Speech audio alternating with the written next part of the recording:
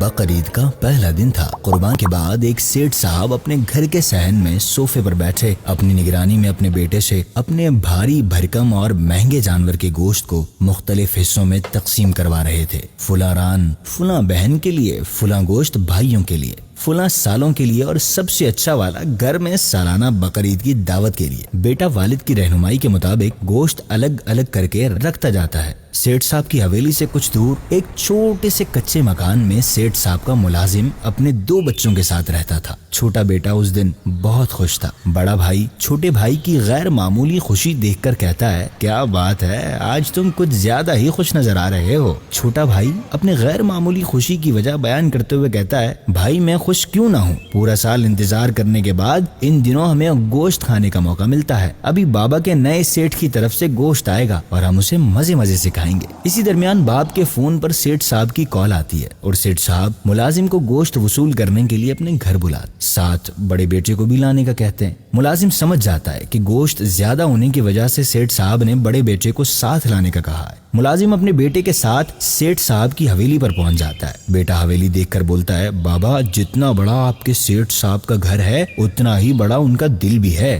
سیٹھ صاحب بڑے اچھے انداز سے ان کا استقبال کرتے ہیں اور گوشت سے بھری 2 بھاری بھاری تھیلیاں ان کے ہاتھوں میں تھما دیتے ہیں۔ باپ بیٹے شکریہ کے ساتھ وہاں سے روانہ ہونے لگتے ہیں۔ سیٹھ صاحب پیچھے سے آواز دیتے ہیں اور کہتے ہیں، مجھے اور میرے گھر والوں کو اپنی دعاؤں میں یاد رکھنا۔ ملازم شکریہ ادا کرتے ہوئے بیٹے کے ساتھ وہاں سے روانہ ہو جاتا ہے، اپنے گھر پر پہنچتا ہے۔ گھر میں داخل ہوتے ہی چھوٹا بیٹا باپ سے کہتا ہے، بابا آپ کے سیٹھ تو بڑے دل والے ہیں، 2 تھیلیاں دے دی۔ ہاں بیٹا، ان کا دل بہت بڑا ہے، اور جب تم گوشت کھاؤ تو ان کے اور ان کے گھر والوں کے لیے خوب دعائیں کرنا۔ بڑا بیٹا گوشت کی تھیلی کھول کر اس میں دیکھنے لگ جاتا ہے۔ تھیلی میں دیکھتے ہی بڑے بیٹے کا منہ اتر جاتا ہے اور وہ مایوس ہو جاتا ہے۔ باپ اس کا مایوس چہرہ دیکھ کر کہتا ہے، بیٹا کیا ہوا، منہ کیوں اتر گیا؟ بیٹا گوشت کی تھیلی باپ کے سامنے کر دیتا۔ تھیلی میں دیکھنے پر باپ کو اس تھیلی میں صرف ہڈیاں نظر آتی ہیں۔ باپ بڑے بیٹے سے کہتا ہے، بیٹا دوسری تھیلی میں دیکھو، کیا پتا اس میں صاف گوشت ہو۔ بیٹا ایک نئی امید کے ساتھ باپ کے ہاتھ سے تھیلی لے کر اس میں دیکھتا ہے تو اس میں چربی ہوتی ہے۔ چھوٹا بیٹا